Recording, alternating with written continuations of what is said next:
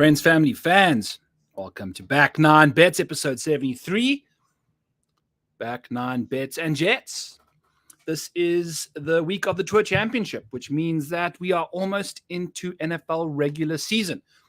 So this show is going to be transitioning from golf to NFL, but also going to be doing golf every week, as always. But probably just going to do half an hour of that and then half an hour of Jets stuff at the end.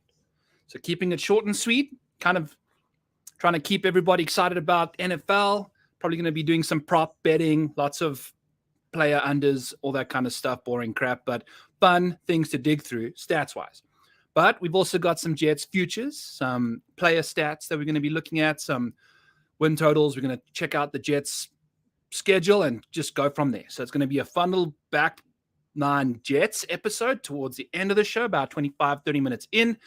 And before that, we got the Tour Championship at Atlanta, which is at East Lake Golf Club. And it's a fun little golf course. It's been typically under par about, one under par per round, per tournament. You're kind of playing one under par per a round.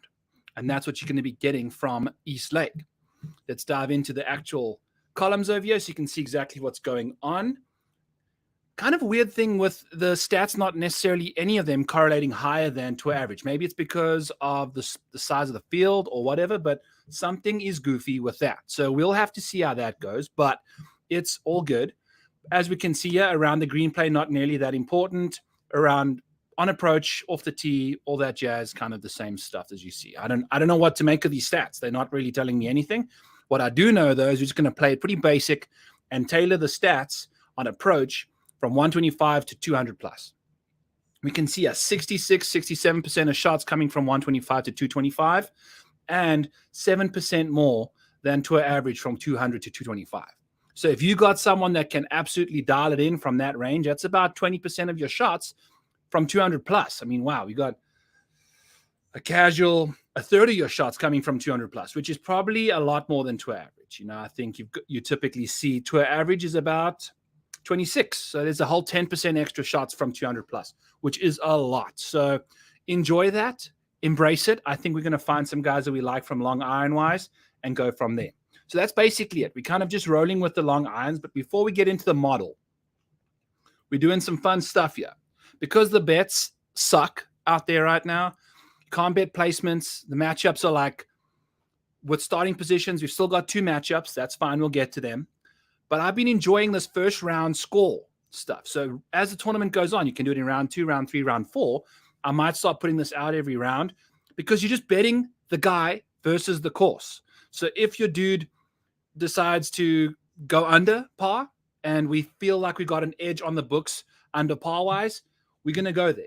And if you take a look at the situation from East Lake, in the past, we've had round 1 scoring average be negative 1.34. On PGA Tour, the round 4 scoring average is probably round 1 scoring average is about flat, 0. But as you can see here, we've got the best golfers in the world playing this week, the top 30 guys. So they're going to be jamming out. So the round 1 scores seem to be producing the lowest scores of the tournament. And the scoring average is actually negative 1.08. So it's the lowest of the 4. And we're going to be trying to capitalize on the unders there because we're going to get a bit of an edge. These scores are pretty ridiculous. Yeah. So let's actually just filter on the guys that we want to bet on this week. But we've filtered it by our edge that we've derived here. And we've got 5 guys we want to bet. Starting off with Scotty Scheffler for a 67.5 under.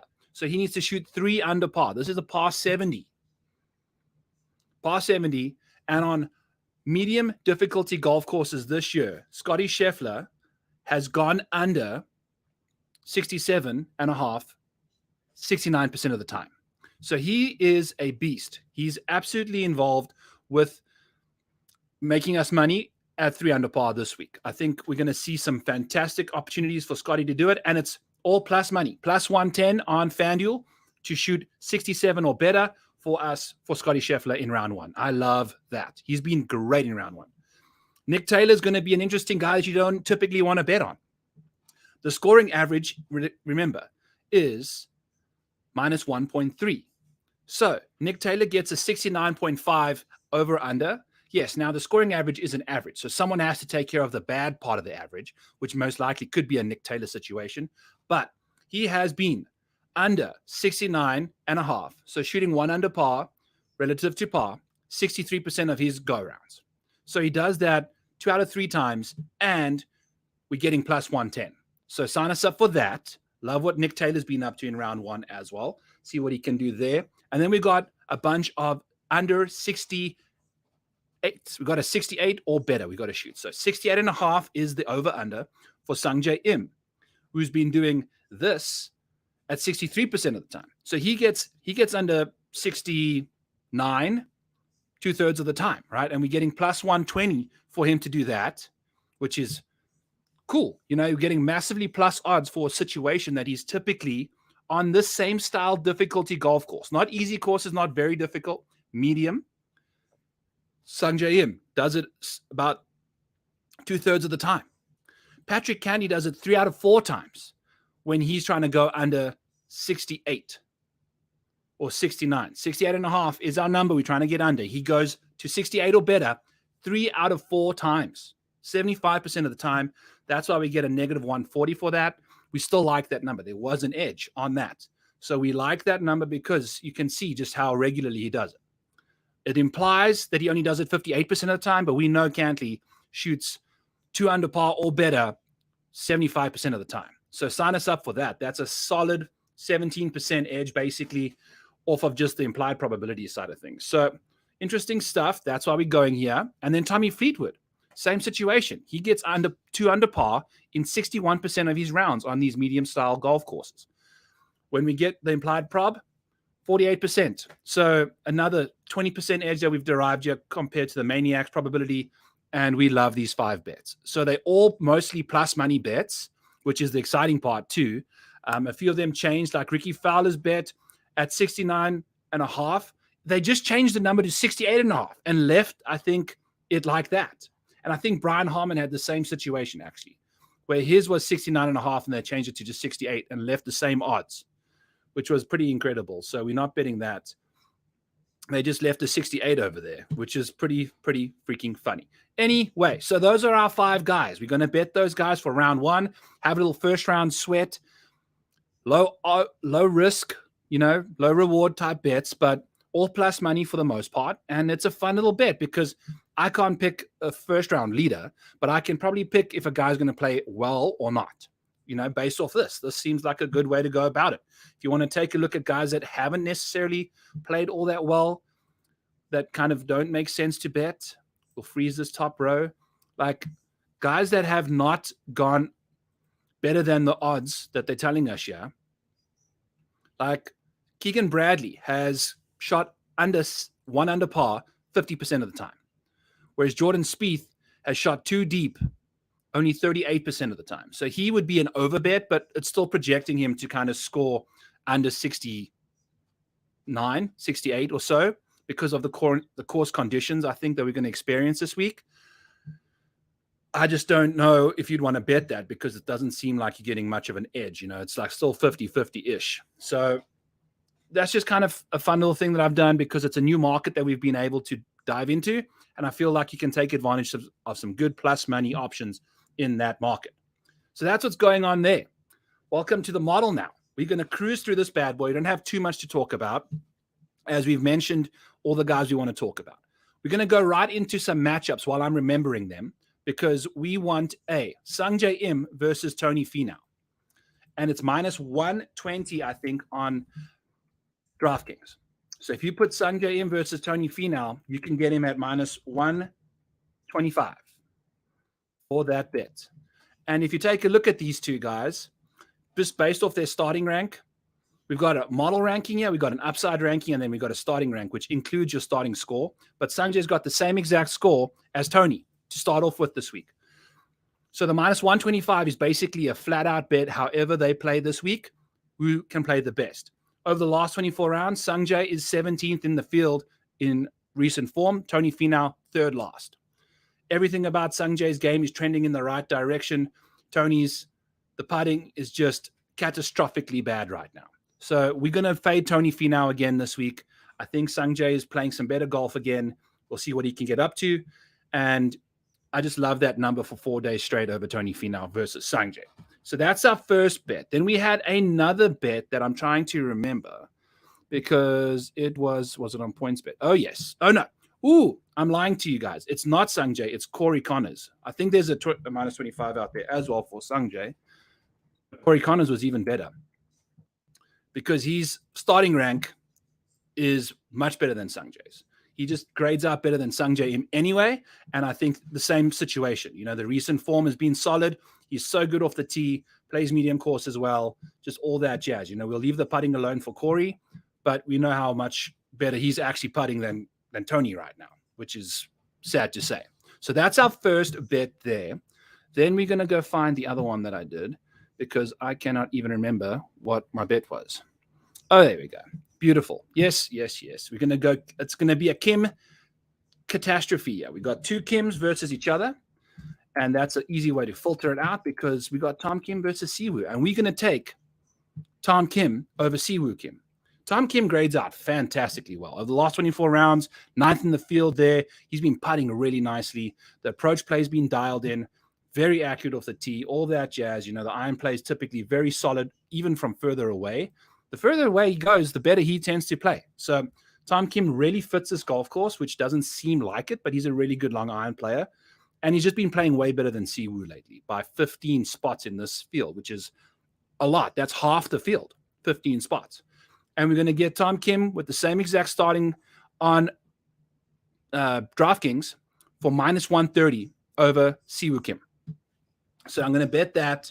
Hopefully, Tommy can take care of Kimmy, Siwoo, and off we go. So those are our two matchups. We don't really have too much else going on because I'm not going to bet an outright on anyone. I don't know how to hit an outright. So especially with this week, we've got all sorts of crazy.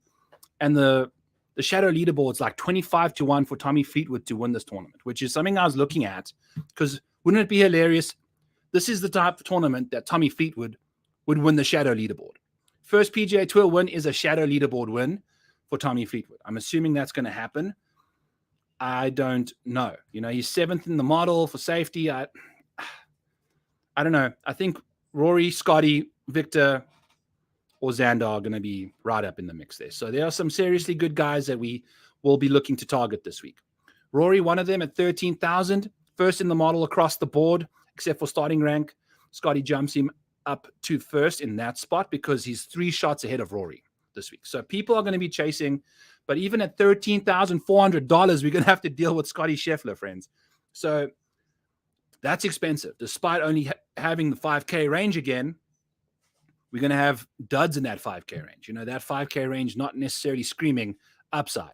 So we'll see what we can get up to down at the bottom here, particularly with guys like Tom Kim and Tyrrell Hatton. I think, you know, the ownership's going to be crazy.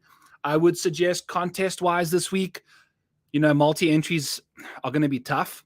Maybe limit it to 20, really stick with a tight player pool, or just go into single-entry contests a lot more heavily, limit the amount of lineups you put out there, really stick to a core of players and leave salary on the table because you've only got 30 golfers in the field. The chances you're going to get duplicated are going to be very good. So the bigger your contest, the more money you want to leave on, or be very conscious about your roster construction. Don't go and throw in a bunch of chalk there because this week's going to be the ultimate game theory week, especially with starting positions. So we can find guys that are grading out really well from just a normal starting position versus their upside rank, their upside rank versus starting position. So guys that benefit from that kind of situation, Tyrrell Hatton, but he's going to be very popular at $6,900. We've got another guy that I think's been playing pretty nicely. It's been Tom Kim. If you take a look at his upside, he's all the way down in -2, but he can make it work. We're really optimistic about what he can get up to this week, especially from that far back. We've seen what he can really get onto a charge when he gets rolling. So I don't mind Tom Kim either. So we're going to kind of just roll with these guys, see how they're doing. Love Tom Kim this week. Absolutely want to go to him. Xander Schauffele grades out incredibly well from a long iron perspective. Like if you take a look at his course history, strokes gained total at this venue, Xander's number 1 in the field because he is so incredibly talented from 150 yards and out. From 150 to 200 strokes gained, he leads the field. From 200 plus strokes gained, he's 6th in the field. So he's right up there out of the rough from 150 and out. He's 9th in the field. So there's a lot to like about his game. The closer you get, the worse he kind of plays. He's not a very good wedge player. So you want to see Xander teeing it up from far away, and he's a fantastic long iron player. That's why he's played so well here. I think also having him all the way down at the leaderboard here is a really good idea for Xander, because you can see him just constantly chasing. Like guys in the front are going to have to keep their foot on the gas, because there's going to be guys like Xander, guys like Tommy, guys like whoever you want to call chasers. Max Homer is going to be chasing after these people, and they're going to have to keep their foot on the gas, because the guys that are sitting at -4 have got nothing to lose. There's lots of money up for grabs, and they want to jam out. So we'll see what happens there. My favorite golfer at the moment is Rory McIlroy. Obviously, he let us down last week, live in person. Played so well, just couldn't get it done. I was with Ryan Noonan from BetSperts, and Rory comes down hole 10 on Saturday. Hits it 188 miles per hour ball speed. Had 70 yards in. And some guy standing there is like, wow, what a great drive by Rory. And then Sanjay hits it to like 7 feet. And I'm like, watch. Rory's going to hit it outside of Sanjay. Hits it to 15 feet. Rory, then 3 putts from 15 feet, right in front of me. Ryan Noonan was the one that made me aware that Sanjay or Rory 3-putted from 15 feet because he missed the tap in. So it was brutal. It was absolutely brutal. Watching him drive it so well and then 3-putt from 70 yards out. Like, bro. So it just wasn't to be. Rough year from the outright side of things, but we bounce, we move along. We've had a good year with other things. We kind of broke even with the outrights, not doing so great because our placements, we had a matchup sweep again last week. The placement betting was solid, all that jazz. So lots of good stuff. The outrights have been a little volatile this year. So we don't mind Rory at 13,000 flat. The guy's upside's incredible. And this long iron play, strokes gained and good shots gained from 200 plus. He leads the field. 7th in the field from 150 and out of the rough. You know how that goes. He's fantastic there. And then the last 24 rounds, he's making the most birdies in the field out of everyone. So that's great. He's going to score for you. I like what he can get up to. He's going to be my guy that I'm going to be rolling with over Scotty again, even though Scotty's 3,400 and at 10 under. So we'll leave him alone. Going to leave Victor alone. Can't believe we had Victor Hovland at the FedEx St. Jude the week before, and then he goes and we lose Paddy Ice in the playoff, and then Victor goes and wins the next week. It's just golf betting can make you want to lose your mind. So Tom Kim, we are rattling around here, but we're going to just kind of get our guys in, go. Love Tom Kim this week at $7,900. Going to be a great little value play for someone that's got incredible upside. The putter's been shining. Just avoid the disasters around the green, which I think this week is even less likely to happen, less likely to happen, and off you go. So that's what's going to go on with Tom. We like what he can get up to off the tee. He's been making birdies like a freak lately too. So love Tom Kim's outlook from a birdie making percentage there. Love what he can get up to. Patrick Cantley at 10.8 is going to be kind of spendy. He can't seem to hit his irons right now at all, but the longer they get, the better he seems to also play from a good shot rate. Cantley's just been a little lackluster lately. I prefer Xander in this. I prefer Xander over Cantley, even though he grades out better. I just like what he can get up to with these long irons. I think this is a great bounce back, zero expectation situation for Xander. So I really like what he can do. Obviously, Tyrrell, great course history. He's a phenomenal long iron player when it comes to hitting good shots. I think the consistency is a little lacking. You can't be second in the field in good shot percentage and then be 22nd in strokes gained. Got to limit those bad shots, but that's exactly what Tyrrell Hatton is. He's just inconsistent. He's a fiery, temperamental little Brit, and that's just how it goes.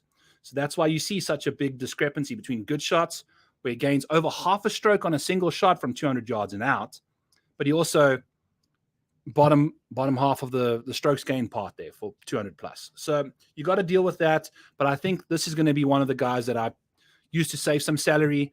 He's got fantastic upside. I mean, he's 5th and 7th and 11th in the model for all different 3 categories. I don't mind him at all. I think they did a massive injustice at $6,900, despite him not really playing that well right now. I think he's playing with house money, and at $6,900, I think he's one of the better options in that range. So that's what you're going to get from Tyrrell. Jon Rahm's game is broken.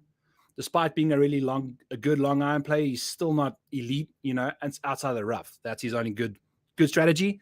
He can't quite get it together as a world's best iron player either. And as you can see here, he used to be one of the best drivers of the golf ball in the world. He's having his career worst driving performance this year, and he's still sixth in this field, which is kind of insane. But we've seen Jon Rahm be the best, and he just isn't right now. The putting, the around the green play, all crap. All crap. I, like I said over here, love Tommy Fleetwood this week again. Love what he can do from an upside, chasing the carrot. We're going to basically just have that carrot strapped to the front of the donkey and just keep trying to get that bad boy. That's what Tommy Fleetwood's going to do, starting 7 shots behind Scotty Scheffler at -3. While Scotty starts at -10 as the FedEx Cup leader. So we get the third best medium course scoring from Tommy Fleetwood. We get a Tommy Fleetwood whose entire game has changed. Birdie or better percentage baseline, 20th in the field. Recently, last 24 rounds, 7th. Bogey avoidance, 5th recently. Over the last season, he's 15th. So both those scoring metrics over the last little while have really improved on Tommy Fleetwood's side of things. And we can see him absolutely start cooking. He's 5th in the field in recent form. $8,800. I'm going to be playing Tommy Fleetwood as much as I can because I like Tommy this week, especially chasing. Chase, Tommy. Go. I want to see what you can get up to there. Corey Connors. Yes, we like Corey Connors this week. I think his upside is also pretty nice. You see him jump 5 spots from 18th to 13th at $7,900. I think Corey's off the tee game is just going to be so pivotal to keeping him just safe and plodding along throughout the week. Off the tee of the last 24 rounds, 6th in the field. In general, 7th in the field. Boom. He hits weighted good shots, the 6th best out of everyone. You know how good he is with the long irons. He's just so solid. 15th or better for all of these other ranges. So the good shots, the strokes gained, they're all inside the top 15, even out of the rough. So Corey Connors is an iron player that you can very much rely on. Then you get yourself to a situation with the putting where it's been pretty bad. So we'll have to deal with that. But outside of that, the ball striking has been pretty solid. We'll see what he can get up to at 7,900 smacks. I don't mind him whatsoever. Taylor Moore's been an interesting cat lately. He's been very bad over the last little while. But we've seen these guys just come along and just out of nowhere, like Fitzy we spoke about last week, just one good kind of course set up for the guy, and all of a sudden you're looking good. You just really enjoy the course, you enjoy the difficulty, and all of a sudden you've got a low-owned guy in your lineup that's a very good golfer that just hasn't been playing well lately, rocking and rolling. So that's what you got to remember, is the fact that we're going to have to try and find ownership here somewhere, because no one seems to be under 10%. So if you're going to have to build different lineups. You're going to have to make sure you can at least try and find 1 or 2 low-owned gems that are like 12, 11%, and then go from there, because boy, oh boy, I think that's necessary, and just looking at Max's ownership, I don't know if that sticks at 11, but if that does stay that way, why would he be so low owned? Because he's priced high, but not very far up the leaderboard. So yeah, Max Homa is this. He's 10-9 with everybody else above him -6, -7, -8, -10. So that makes a lot of sense. People are probably going to be playing guys that are cheaper and have better starting position. So that makes sense. I can see that happening, but 11 just doesn't make a lot of sense to me, especially with how Max has been playing lately. The iron's not so hot. The putting has been scintillatingly good, and the driver has been amazing. So Max has been crazy good in 2 very important areas of the game. The rest still might be coming along, but we know what he can get up to with the irons when you start striking them nicely. Whew. That's what's going on with Maxi. We're done with Tony. We're done with Siwu. We like Tyrrell. Sam Burns, I'm out on. Give me Emiliano Grillo at $5,700, who is all the way back, 10 shots back of Scotty. I'm fine with that. Look at this dude's stats. From 150 to 200, he's 5th and 6th in the field in strokes gained and good shots. From 200 out. He's 6th in the field in good shot rate, 27th in strokes gained.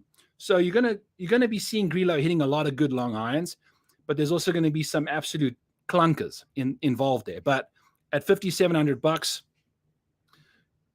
with this kind of pricing, you're going to have to dip into one of these 4 guys in the 5K range is going to be who you want to go to. And I love Adam Schenk as the cheapest of the bunch, pretty much.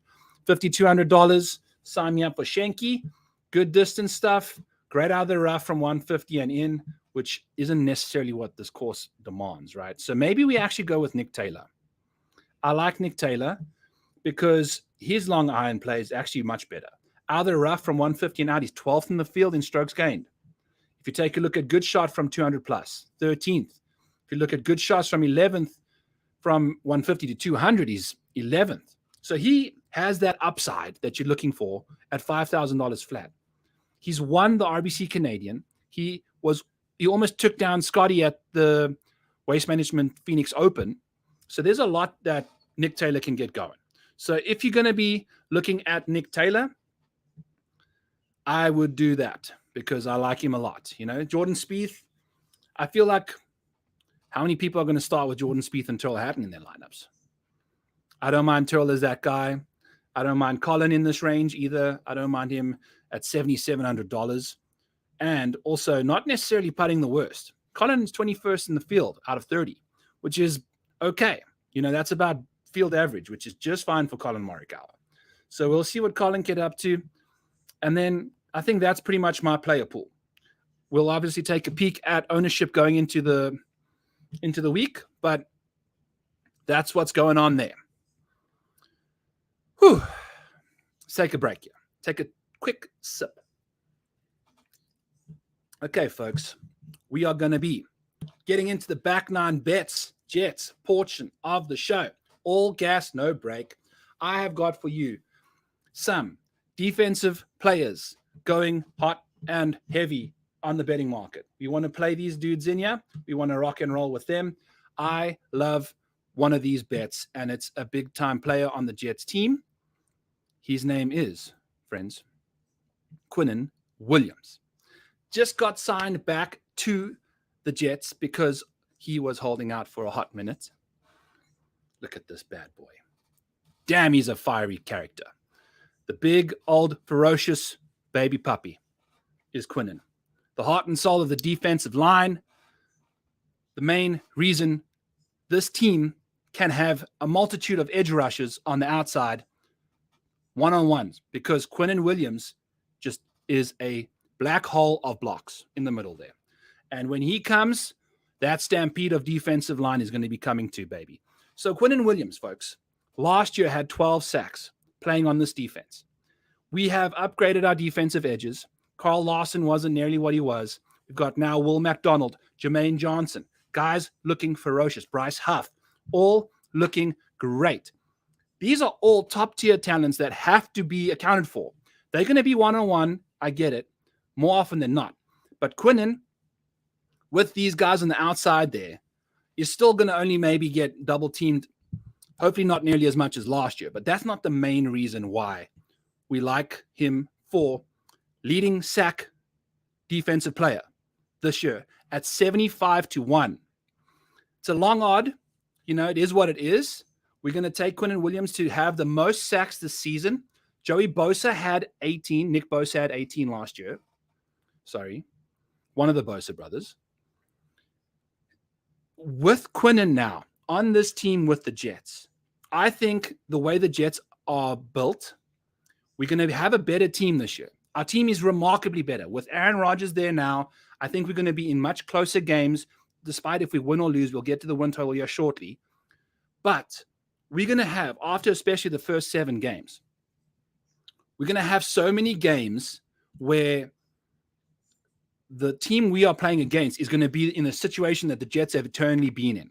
Always throwing in the second half. Always trying to make up ground. Always trying to catch us because we're going to be in the lead.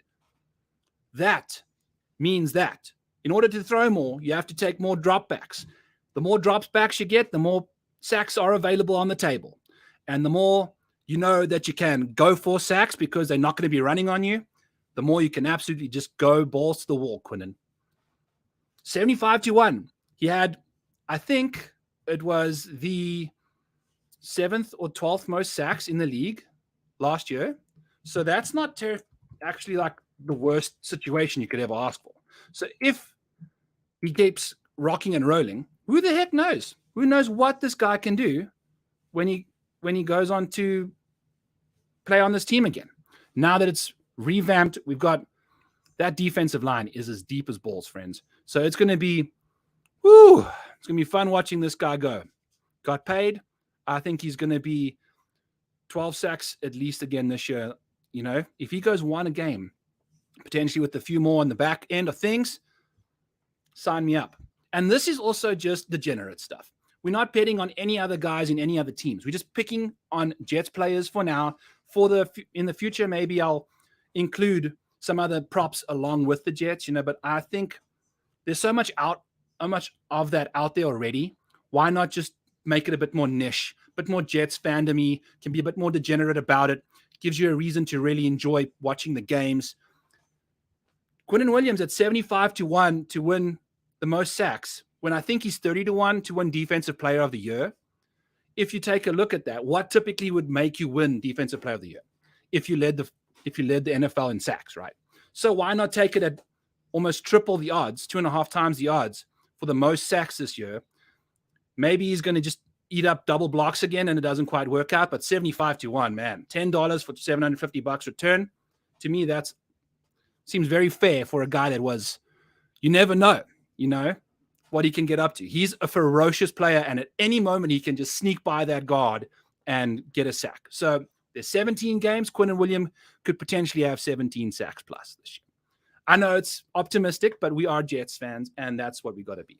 So Quinnen on the defense, that's our bet, 75-1 for big old Q. Next up, we're going to the offense side of the ball. It's going to be a guy that is obvious. It's going to be a guy that I don't even know where his picture has gone. There it is. It's the reigning offensive rookie of the year, friends. And his name's Garret Wilson. Garret freaking Wilson is a beast. He's an absolute beast. In his rookie year, he was 7th in targets. So he had 147 targets thrown at him, but 20th with only 83 receptions last year. So he had 83 receptions last year with Mike White, with Zach Wilson, and with Joe Flacco. So we're going to have Garret Wilson, who we're going to start off slow here. Over 82.5 receptions on FanDuel is minus 114. For Garret Wilson, we had 83 last year. That's 20th in the NFL with, look at those targets. It's almost like a 50% reception versus target rate. It's one of the most inefficient ratios of the top 20 guys because the QB play was just that atrocious. And he had 83 receptions still. The way Aaron Rodgers plays football, I don't see him taking these big, especially without the way our offensive line is right now.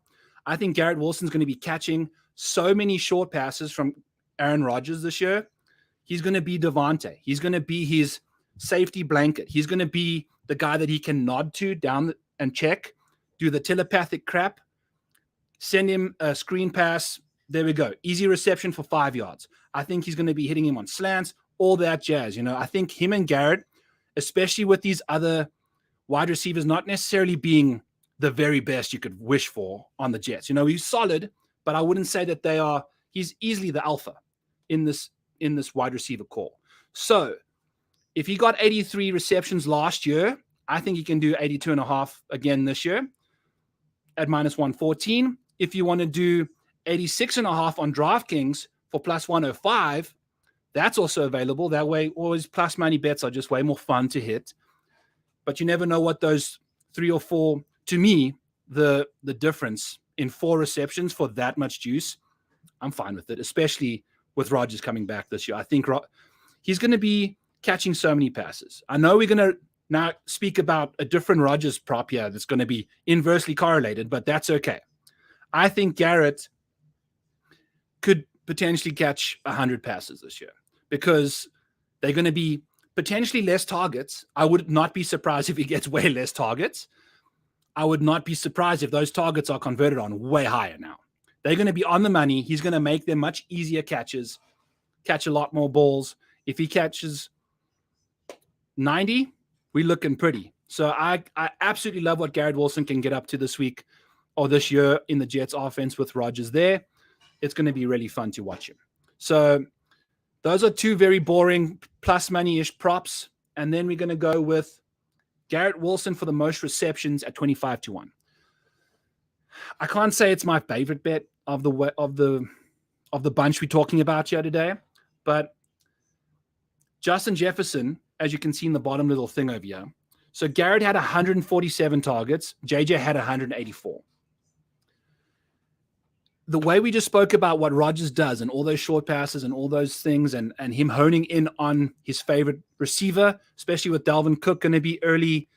I don't think he's going to rely on dumping it off to Cook as much as he will to Brees, who's really great out the backfield.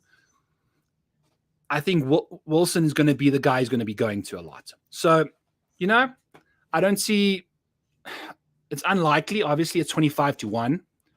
I would like better odds than that, but I think FanDuel had 22 and DraftKings is 25.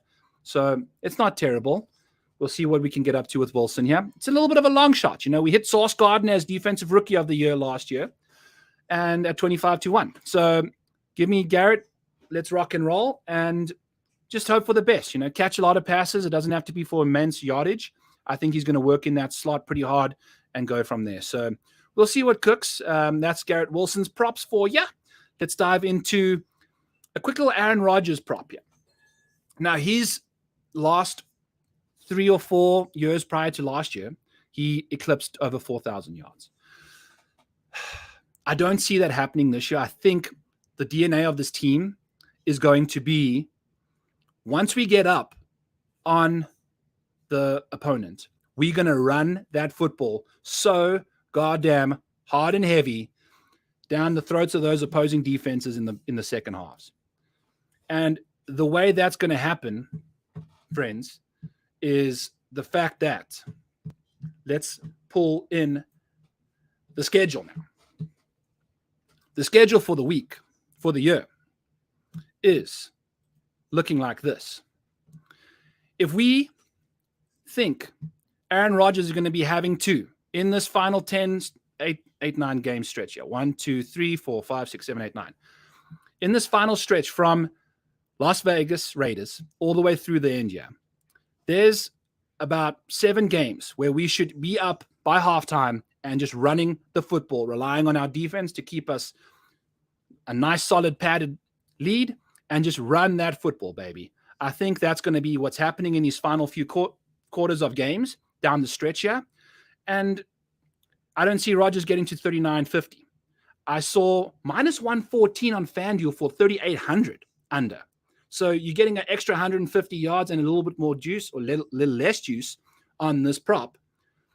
I wouldn't be surprised if Rodgers finished at 38 because we're going to see some seriously boring games at the end of the season where we hopefully are just running the football and not needing to keep passing and passing and passing. That's going to happen in the beginning of the year. So that's what I'm thinking. That's kind of why I'm going with Rodgers under 39.50 from a passing perspective. Kind of keeps you I think that makes a lot of sense because I don't see him eclipsing 4K again this year, especially with the way our team and defense and running game will want to be functioning. So that's what's cooking with Rodgers. Then we're going to talk about the New York Jets. Let's talk about a fun little bet that I think is going to be really, this is my favorite bet, I think, at minus 115. Regular season win streak over 3.5 on DraftKings.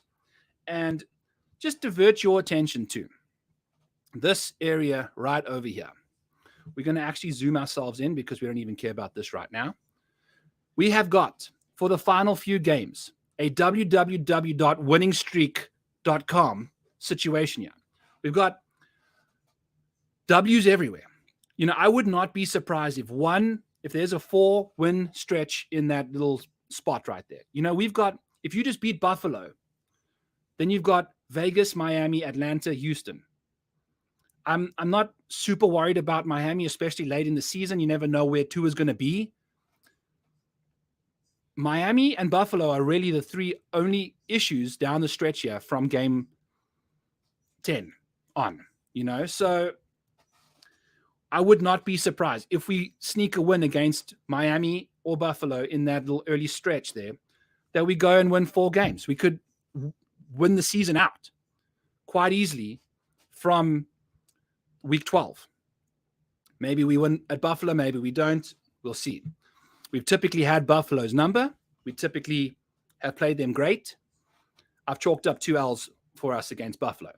But over 3.5 win streak in this final stretch here seems like, holy cow. This Miami game seems like the only L sandwich we could potentially have. But that's in Miami in December 17th when it's going to be perfect weather. So I love our little end of schedule. I hate what's going on before that. And let's dive into it. So I've got the New York Jets, friends. If we want to pick a win over, a win total, they're sitting at -9.5, and I feel like that's very fair. I can see the Jets. What I have here is a 10-win season in front of us. And we're going to go through it here shortly. I think it makes sense. I got them to about 11 or 12 wins, and then I try to say, okay, let's see where there could be a few hiccups. Just get it to 10 because that's the magic number. You're trying to get over 9.5. So I'm going to hide this and go from there. Week 1, it's Buffalo. At home. We have played Buffalo tough as nails at home. I think we beat them with Zach Wilson. Our first game, though, is concerning to me. On Monday night, I don't like the lack of fluidity that our team has heading into this gauntlet of the first 6 games. I think we're going to lose our first home opener to Buffalo because I think our team isn't cohesive enough. The defense most likely is going to be lights out. The under in that game is going to be incredible. I don't know about our offense that early. I just don't know. And it's going to be all about them for the first 6 or 7 games. And maybe it's a good thing that I don't know if we wanted an easier schedule to start off with when we weren't quite vibing. We don't know what our starting offensive line is even yet. We don't know any of that nonsense, but we know our defense is going to come to play. We know our quarterback's not going to turn the ball over. We know our special teams is now much better. Now we've got a better punter. Our kicker's been fantastic. It's just up to the offense gelling.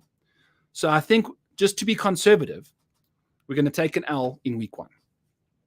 Then we go to Dallas, where I think Dallas hasn't beat us in like 13 years or something ridiculous.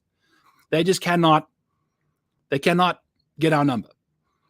We beat them when we had Jamal running up and down the middle of the field there. We had Sam Darnold throwing bombs to Robbie Anderson. I think before I went and gave us a 10-win season, this was a W. So I went back and changed the W to an L against Dallas. I think we win against them again, especially after week 1. Now it's a shorter week. That sucks. It is what it is. Give me a W there. But just to be conservative, we'll take an L against Dallas. Their defense is great. Dak Prescott at home, I think, will be fantastic. So take that W. Take that L. Then we play New England back at home. New England has always been a thorn in our side because we've always had a rookie quarterback that Bill Belichick absolutely mind-fucked. Now we've got a guy that's going to be doing the same to Bill Belichick. And Aaron Rodgers is not going to be constrained, confused, confuddled by Bill. He's fine. I think he's going to be just fine. I think our defense is going to demolish Mac Jones. I think that's one of the games that Quinnen Williams is going to have like 2 or 3 sacks early. Get a little bounce back after a slow start here maybe. But also Quinnen's been dominating against the Buffalo Bills. Anyway, I think we get our W against New England early on. New England isn't a problem to us anymore now that we got a veteran quarterback.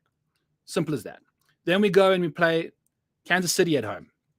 They are the Super Bowl champions. If I chalked up a W there, I think that would be a little reckless. Are we gonna by week 5 have our stuff rolling at home? Back-to-back home games after we take a New England W. Momentum's going to be on our side going into week 4 against Kansas City. But we're still going to take an L just because. But I think we got a fighting chance for sure. Then we go to Denver the next week at Denver. I'm not worried about Denver from an offensive standpoint. I think our defense is going to keep that offense in absolute check. It may be a problem that they're not throwing the ball as much anymore because our run defense hasn't necessarily been our biggest strength.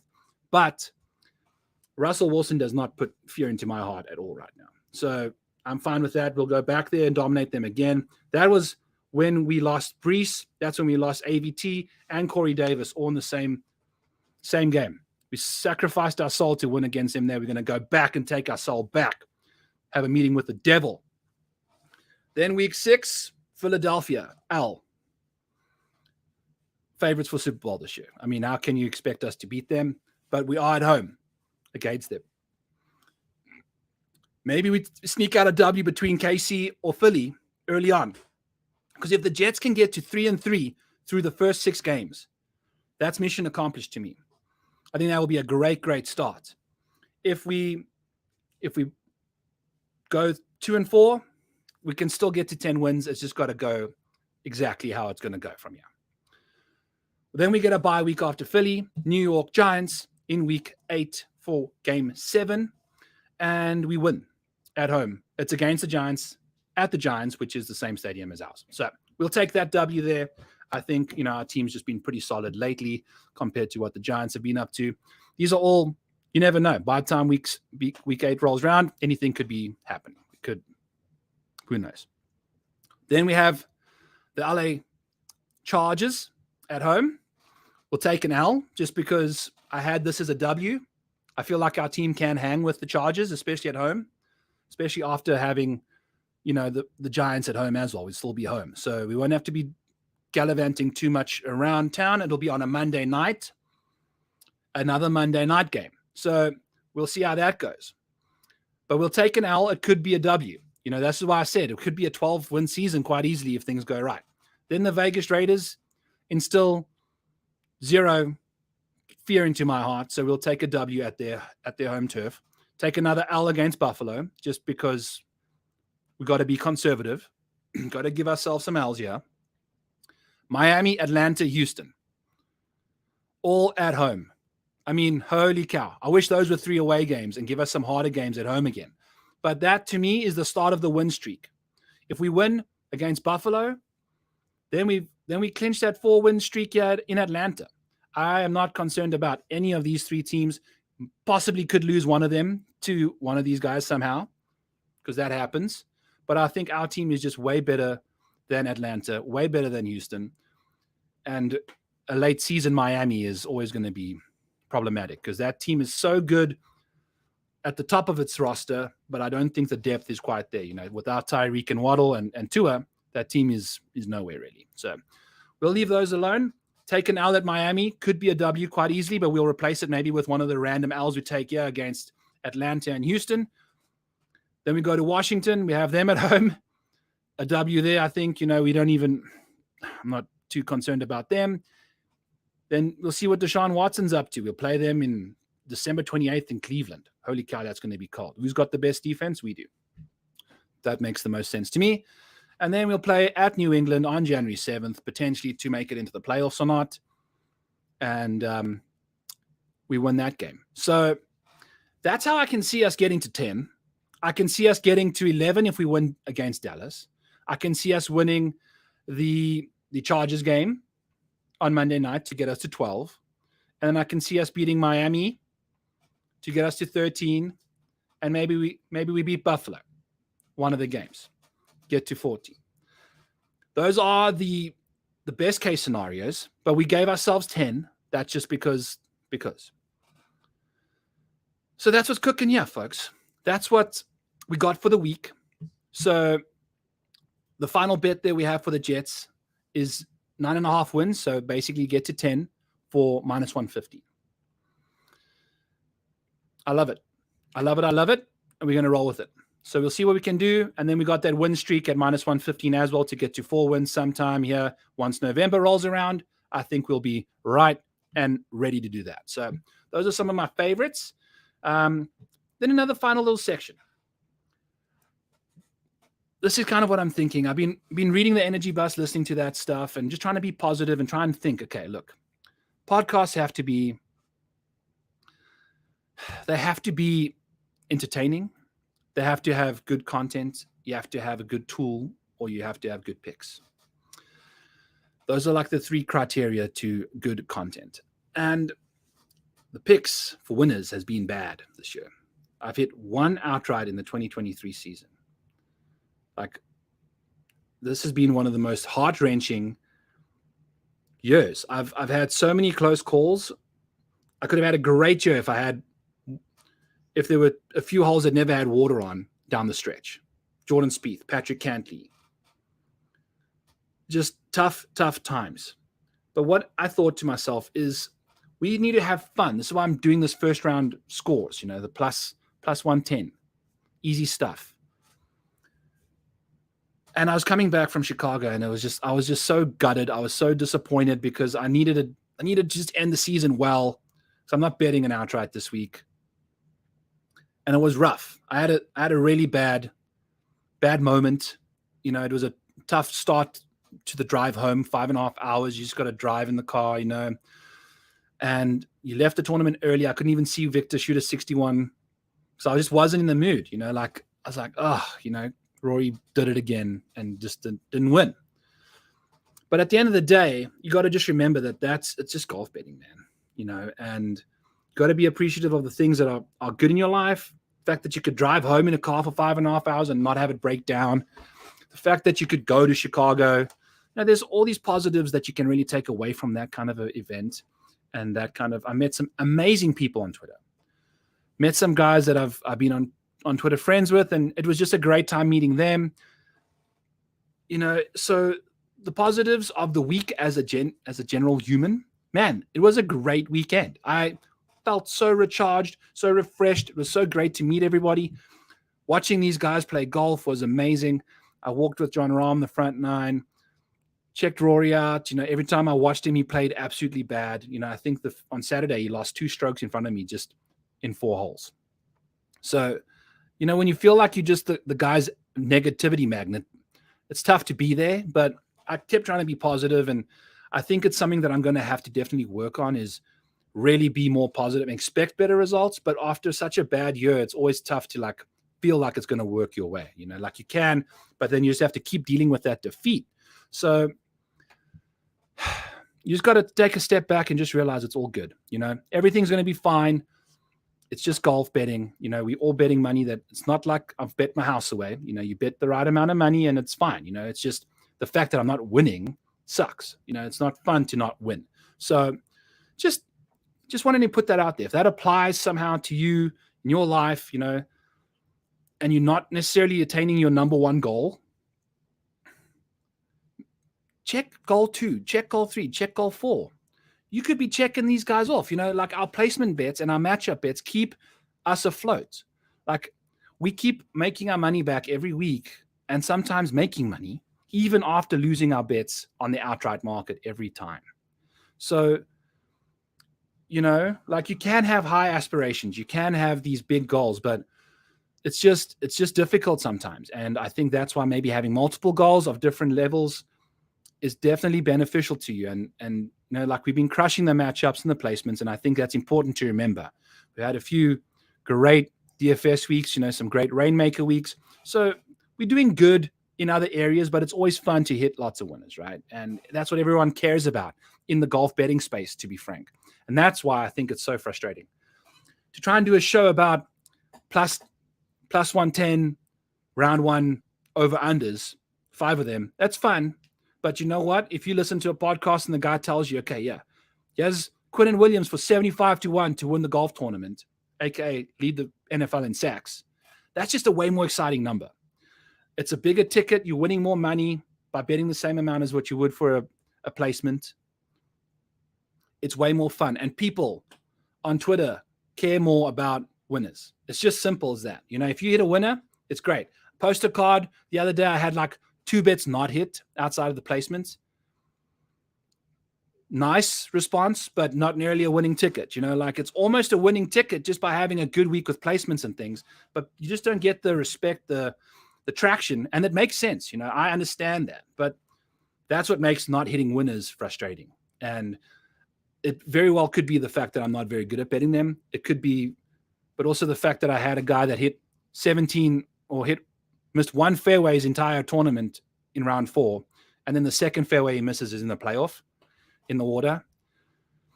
That's the kind of stuff you're dealing with. So is that bad betting? Is that just unlucky? I don't know. He's going to keep grinding. I think we're going to reduce our units we bet for outrights and go from there. That way we can profit in a year if we continue to still suck with outrights and just lean on the stuff that the model generates, the matchups, the placements, all of those things, and just go with that. So I think pivoting from certain areas that you might not find that you have the best success in life is somewhere you have to take a step back sometimes and just realize that, don't keep beating your head against the wall. Don't keep letting yourself down.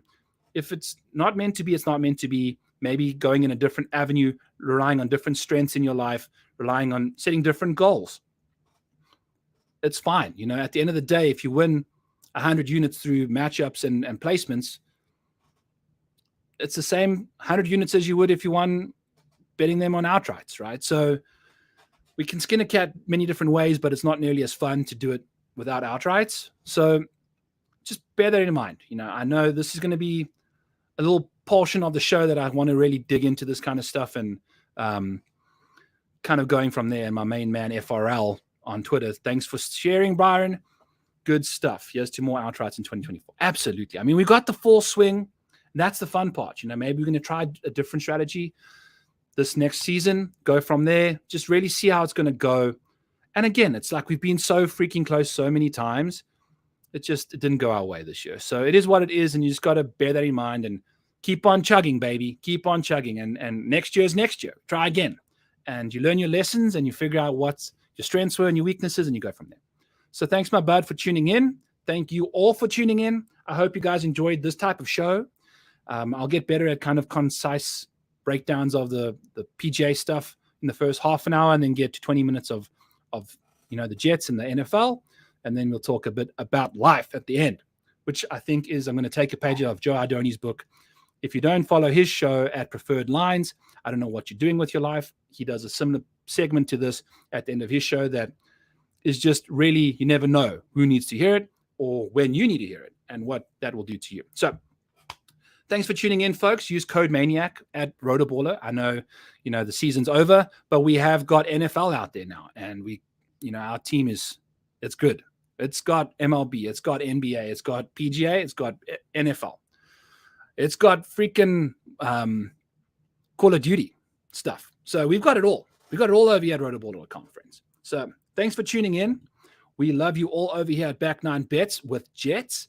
And till next week, go Jets. Go to our guys in first round and go win those matchups, baby.